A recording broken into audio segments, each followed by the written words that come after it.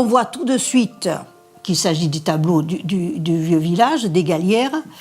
Je ne sais pas si les jeunes se souviennent, enfin, les jeunes savent qui est Alfred Latour.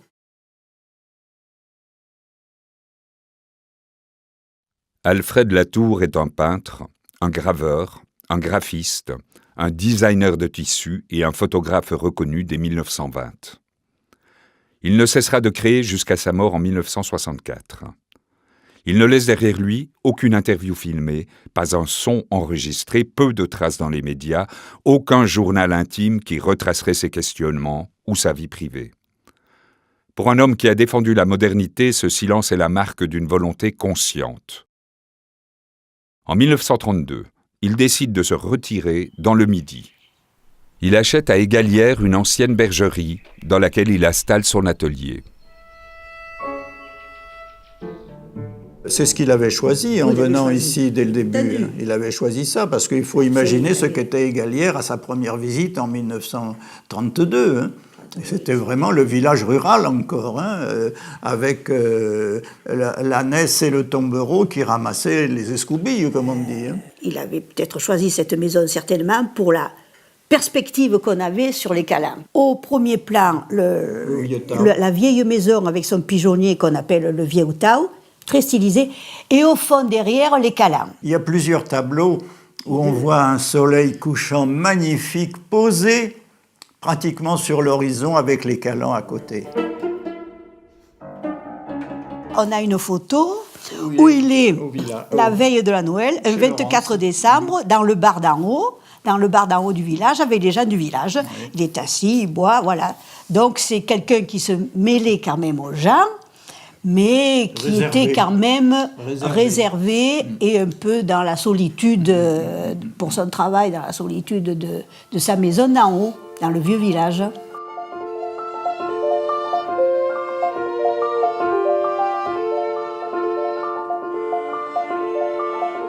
Il est venu chercher ce que Rimbaud est venu chercher aussi, hein, et ce que Van Gogh est venu chercher aussi. Hein, c'est cette traversée de la lumière, hein, cette vitalité de la lumière ici, hein, qui reste si vivante, elle va quelque part. Alors pourquoi Égalières ? Parce qu'ici on peut traverser la lumière, peut-être.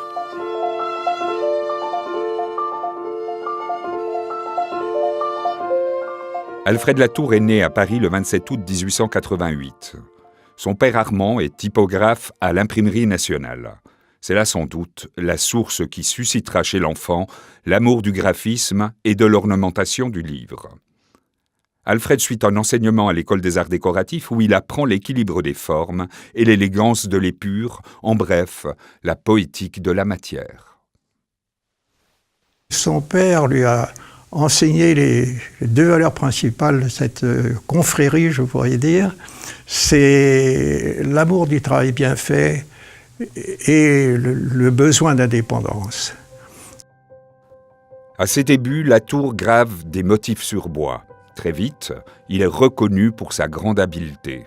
L'artiste Émile Bernard l'invite à utiliser cette technique pour l'ornementation d'ouvrages. Ce qui me frappe, c'est d'une part la rigueur de la construction, d'autre part le côté abstrait et symbolique de ces ornements. Et je pense le côté vraiment innovateur, peut-être même révolutionnaire par rapport à ce qui se faisait à l'époque.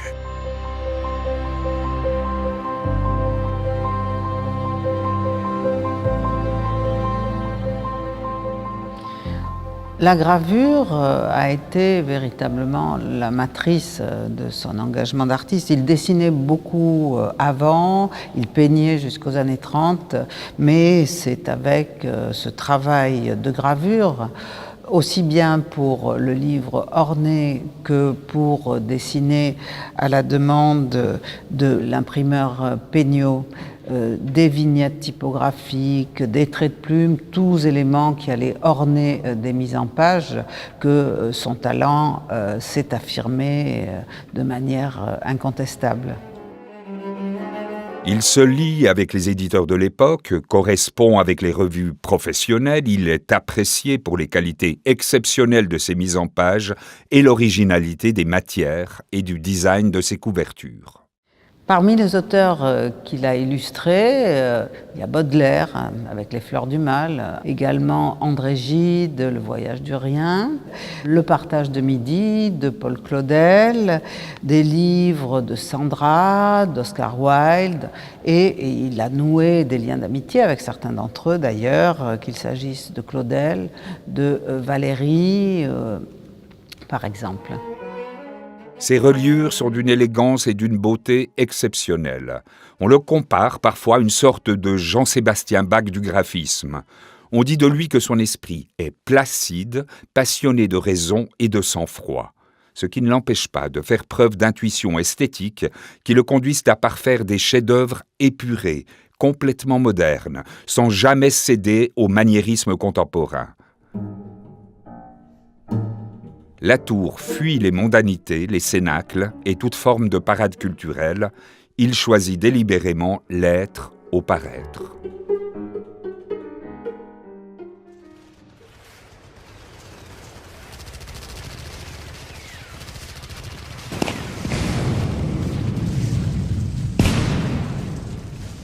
Latour a vécu l'horreur des tranchées de 14-18.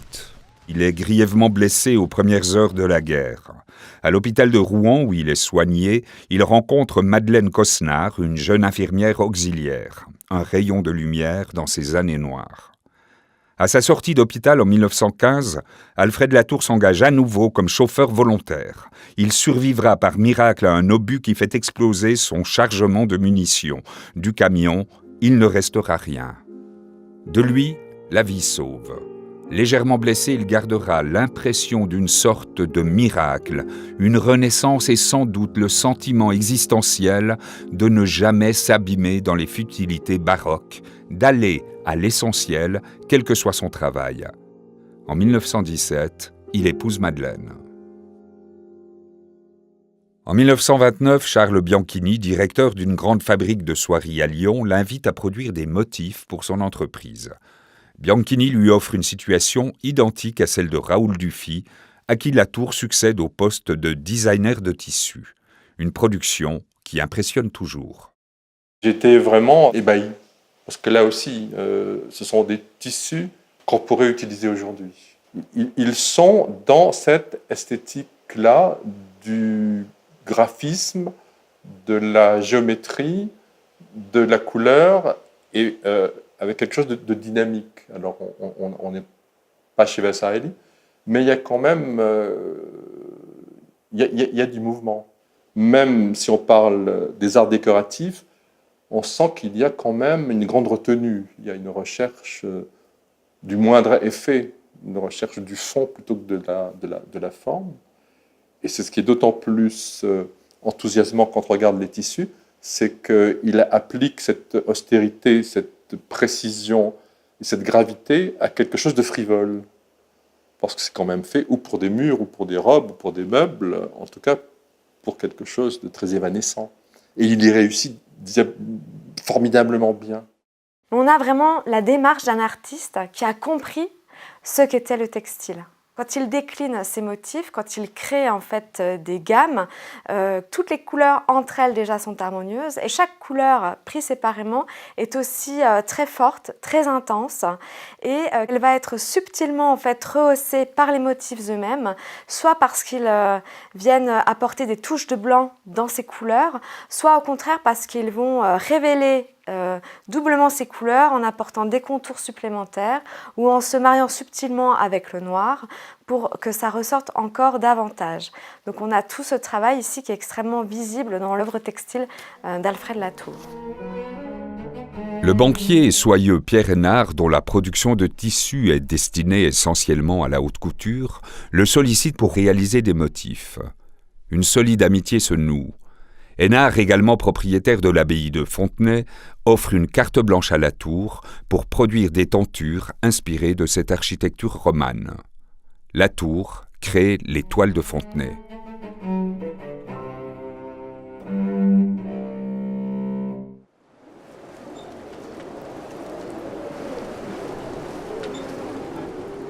Dans les années 30, il participe activement à l'Union des artistes modernes, où il croise Fernand Léger et Le Corbusier, avec qui il poursuivra une féconde amitié. Il est le représentant du graphisme français dans le pavillon de l'UAM à l'exposition universelle de 1937. Ses travaux sont primés. On voit son travail partout, entre autres grâce aux vins Nicolas pour lesquels il exécute quantité d'affiches et de nombreuses publicités, et ceci jusqu'à la fin de ses jours. Et puis, entre toutes ses activités, ses commandes, son désir de peindre, Alfred Latour photographie. Latour, pour moi, c'est un artiste complet qui, à un moment donné, s'est intéressé à la photographie. Il s'est intéressé avec son immense talent de peintre, de typographe, de graphiste. C'est quelqu'un qui a un regard de peintre, qui a l'œil du photographe et qui a une vision de graphiste. On voit qu'il est très lié aux questions formelles, entre l'abstraction, l'architecture. Il s'intéresse aux façades, il s'intéresse aux formes. C'est quelqu'un qui a vraiment le compas dans l'œil.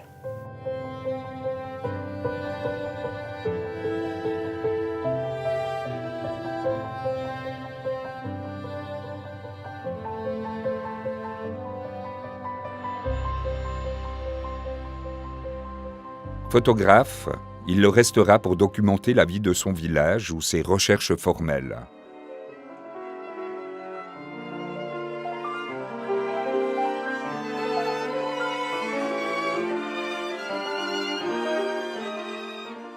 À moto, il sillonne la France. Des voyages qu'il accomplit avec tout ce qu'il lui faut de matériel dans ses sacoches pour croquer et peindre les paysages. Il en ramène une moisson d'aquarelles et de dessins.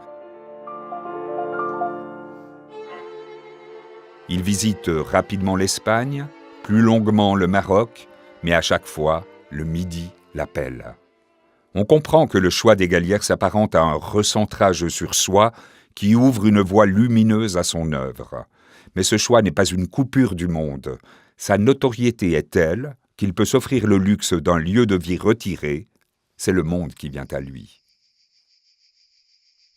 Dans ce geste qui pourrait sembler un geste d'assèchement ou d'appauvrissement, il y a au contraire une grande irrigation et le contact avec l'essentiel hors de tout folklore de ce qu'est cette terre et cette région qui a été souvent enfouie sur un geste comme ça traditionnel, très généreux. Et donc, il y a j'allais dire dénuement, mais c'est le contraire d'un dénuement. Mais c'est cette grande simplicité-là qui est l'âme véritable de cette région qui est trop souvent enfouie dans un fatras folklorique, trop riche.